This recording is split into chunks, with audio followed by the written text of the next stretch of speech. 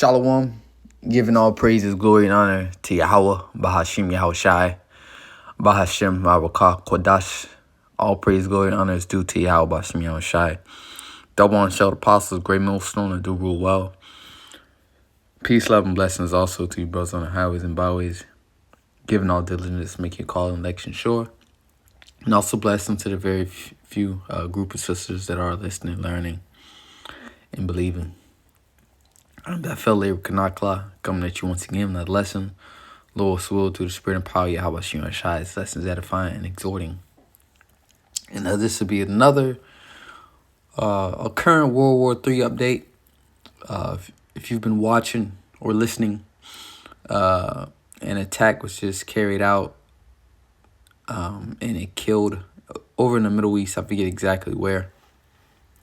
But it killed 3 U.S. soldiers. And basically, as you can see right here, this is from Redacted, fair use. This is Redacted here. I even, tell you to subscribe to them. It's a good, some good information they bring forth. But fair use, this isn't my content, it's just educational purposes only. As you can see here, it says President Biden says he decided to attack Iran in response to the killing of 3 American soldiers. Biden says he's not going to tell us when an attack will come. The Pentagon says they have no evidence that Iran was responsible. And that's how the U.S. always operates, whether it's Syria, Afghanistan, Iraq, whatever the case may be. There's never any evidence to back up these claims, okay? Which is why their allies really don't support these things. Because there's no evidence is produced, And then if investigation is basically set, is their own, their own people going to investigate the situation. What says the Pentagon says he say they have no evidence that Iran is responsible. Colonel, which is a commanding officer, I guess he's retired. Douglas Masgregor joins for the very latest. All right, but attack on Iran. This is going to be the end of America. All right, so just listen. It's about 16-minute mark to about the 22nd minute mark. I'll let it play all the way through. Then we get into the scriptures and we'll close out. Another huge problem. And finally, the Israelis, the thinking ones, and there are many good, solid thinking people at the top of the Israeli Defense Force. Privately, they know we made a mess of the region. It was expected that we would make the region safe for Israel. We didn't. It's been less safe from the moment we entered Iraq. We destabilized it, which is what all the Arab leaders told us we would do. Everyone warned us. Even Erdogan warned us, don't go in and make this matter worse. Don't destabilize the place. Stay out. But we went in. So I would argue that over the last 20 years, we've made it more dangerous for Israel than it's ever been. Now we want to talk, while we're talking about attacking Iran. Iran is a major military power. These are not hapless people with sandals and bed sheets and AK-47s and RPGs and a few command detonated mines. They have real military capability. They have a very sophisticated group of Iranians running the military establishment. They're very good at cyber warfare. They have excellent intelligence. They have brilliant missile technology. I mean, I've sat and listened to the Israelis who've given me very good briefings on this very topic. But the solution to that problem is not to poke it. If you poke it, it will launch. And they will launch and they can attack all the key positions that we have in the region. Remember, we have roughly 57,000 people on the ground in the region. In Qatar, Kuwait, Iraq, Syria. I mean, we just go down the list. All of those positions can be targeted and with great precision attack. Our air defenses are not very good. They simply aren't. They haven't worked well. Our air defenses that we built for the Saudis could not stop Houthi drones, let alone cruise missiles. So who are we kidding ourselves? If we do this, they're going to attack. they'll hit all those installations. Now, somebody said, well, will they attack Israel? I said, I think that depends on what the Israelis do. If the Israelis say, aha, brilliant opportunity, let's launch in support of this American attack, which we strongly support, then I think they'll launch whatever they've got into Israel. And they have enough to basically level Tel Aviv and Haifa. These are long range missiles, 1,200-mile range with devastating 2,000-pound warheads. They're conventional and they'll do enormous damage. I call them blockbusters. They'll level city blocks. I don't see anybody benefiting from this. This has been my problem with everything the Israelis have done from day one. I understand what they want. I understand exactly how they feel. There's too much emoting. There's not enough thinking.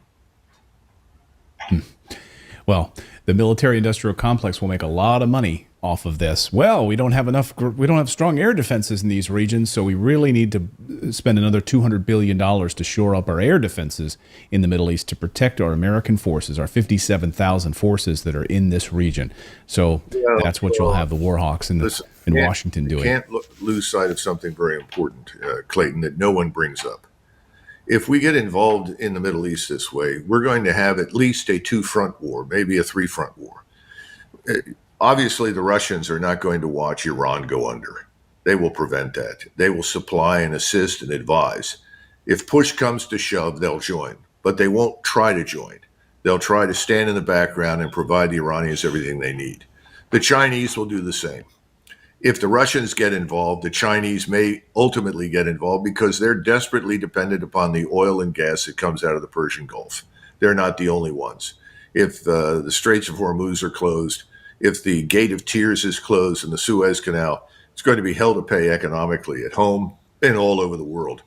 So eventually everybody will get involved and we'll be standing next to Israel, hated, despised, and under attack from everyone. But there's another front we're missing. Mexico. There's a substantial Hezbollah presence in Mexico. There has been for a long time. You also have ISIS chapters, if you will, operating in. So just within that 5-minute mark there, all right, he said a mouthful. Okay. You know, basically Iran is a sophisticated, has a sophisticated military. You know, we're not just talking about, you know, a few guerrilla warfare warriors here and there, like he said, with bed sheets and AK-47s and a few IEDs, you know, mines here and there, you know, that you know, that old technology that you with a cell phone signal, you call a number and then it sends a signal to a little explosive in the roadway. No, you know, he said they have, you know, intelligence. You know, they have missiles, which is key. The missiles, okay. And what else he said? He said it'd be a two-front war, because then Russia will step in, which is according to prophecy. We're gonna get that, and China would step in. Okay, why? Because the Strait of Hormuz, if I'm not mistaken, like a great percentage, a good percentage of Chinese oil comes through that Persian Gulf. Okay, so Russia and Iran are really dependent, and they've said this 10 years ago. All right, it'd be a direct attack against their I forgot exactly how they worded it, but I mean, I remember seeing articles about this over 10 years ago, because these small hatters, these Israelis, been talking about attacking Iran for years, man. And I know definitely, you know, from my time being in this truth, over a decade, they've been talking about attacking Iran. Okay. But China and Russia just can't allow it to happen. All right. Iran is very important to China. I think the word they used was their national security. Okay. But, you know, he said a lot, man. So let's get into the precepts here. This is 2nd Ezra chapter 15, verse 28. It says, "Behold, in horrible vision, an appearance thereof from the east." All right. from the east, were the nations of the dragons of Arabia. And okay, those are those Arab nations. And like he said, the Arab leaders told America basically, don't come into the Middle East, because their whole point was, we're trying to stabilize the Middle East and make it safer for Israel, because they decided, the Israelis, I should say, because they decided to place themselves within a land surrounded by enemies, all their enemies. Okay, and like they say, the land of Israel is one of the worst places to be when World War III kicks off, because only thing that's stopping those Arabs from completely destroying that land is the U.S., okay? But when the U.S. has its hands tied, it's not going to be able to defend their little brother, so to say, okay? So it says, where the nations of the dragons of Arabia shall come out with many chariots. It's going to, ancient talk or slang for military equipment. It says, and a multitude of them shall be carried as the wind upon the earth, and they're going to be swift. They're going to come. It says that all they which hear them may fear and tremble. Also the Carmanians rage in wrath shall go forth as wild boars of the wood. So the Carmanians, and we're just going to look it up. All right. 2nd Esdras 15:30 makes reference to the Carmanians or Carmanians. These are the people of Carmania, a fertile province of ancient Persia. All right. And who was known as Persia? All right. Iran. Okay. Iran.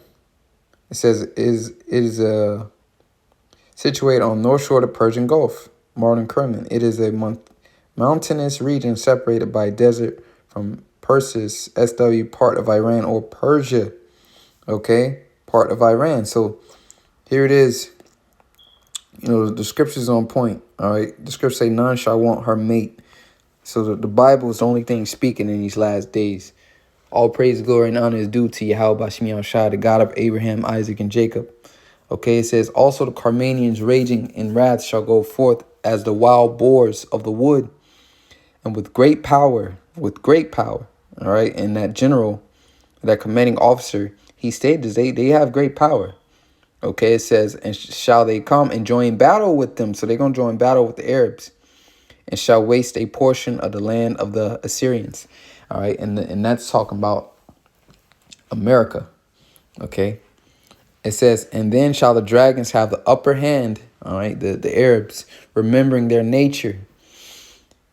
And you go into the book of Genesis. All right, Ishmael, which is basically the progenitor of the Arabs. Okay, say Ishmael shall be a wild man. Okay, every hand shall be turned against him, roughly paraphrasing. So they're remembering their nature, that wild nature. All right. And if they shall turn themselves, conspiring together in a great power to persecute them. Okay. And I'm going to stop there on that one.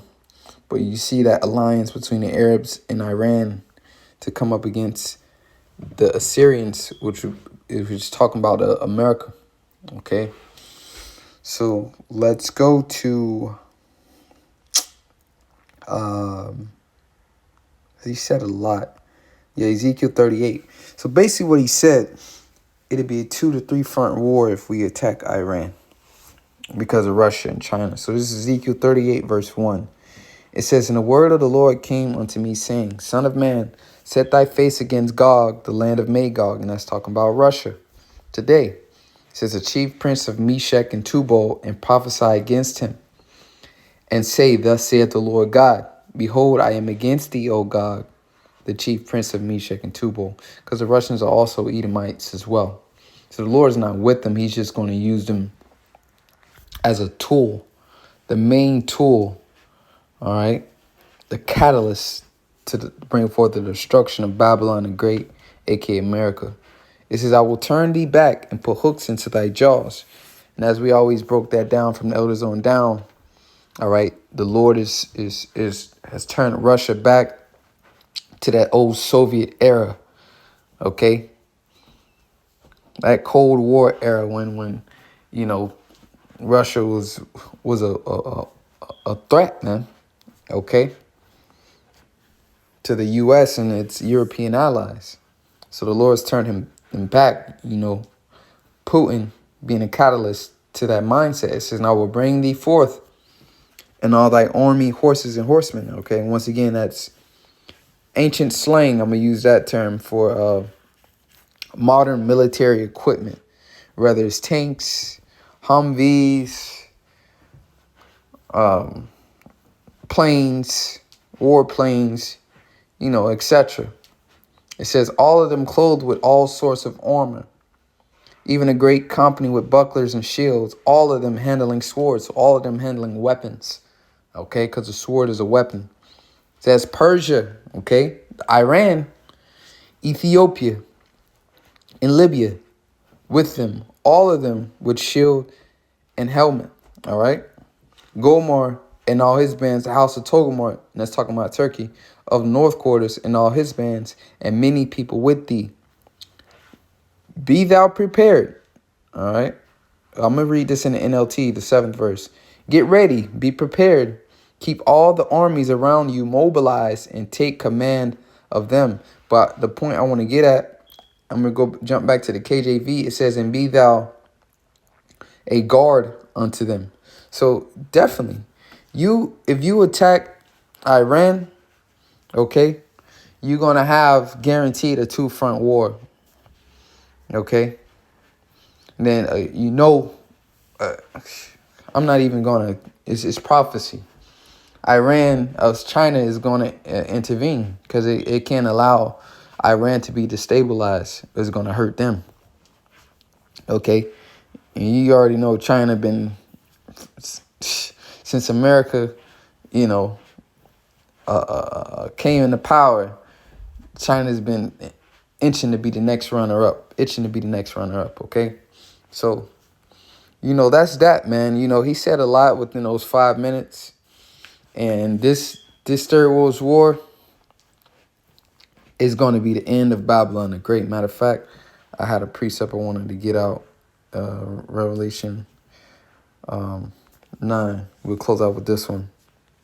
It's the book of Revelation, chapter 9, verse 12.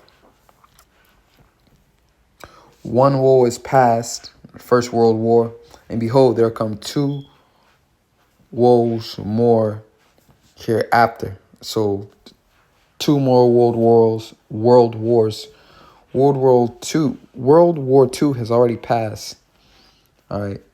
And the third one, we're in it. All right. It just hasn't escalated to the point of missiles flying, which is the second death, where Babylon the Great, aka America, will be completely destroyed and obliterated. All right, even his own allies will shoot missiles upon it. You got to think too. I think it was within the last year or so. I was looking, basically at global economics, and Europe and China, basically been opening doors for business. Not to mention that Russia was supplying Europe with majority of its energy, all right, with the oil. Okay, and this thing had Nord Stream 2. America destroyed that, man. It's just like, bro, you can clearly see why the beast, Revelation the 17th chapter, the beast shall hate the whore. Okay, because America, you're done, man. All right, and the least of the flock shall draw you out. These so-called Israelis, okay, are gonna be the cause of your destruction. Nobody likes you. You're gonna be surrounded in this Third World War, and you're gonna be utterly burnt with fire. The scriptures say, "All ye that bend the bow," meaning all you that have nuclear missiles, because the arrows are the missiles in the Bible. Okay, all you that bend the bow, shoot at her, spare no arrows, and she's just gonna be completely destroyed, man. Okay, and we're close. So with that, Lord's willing, was edifying, giving all praise, glory, and honor to Yahweh, Bahashem, Yahweh Shai, Bahashem, Rawakah, Kodash, and Shalom to the elect.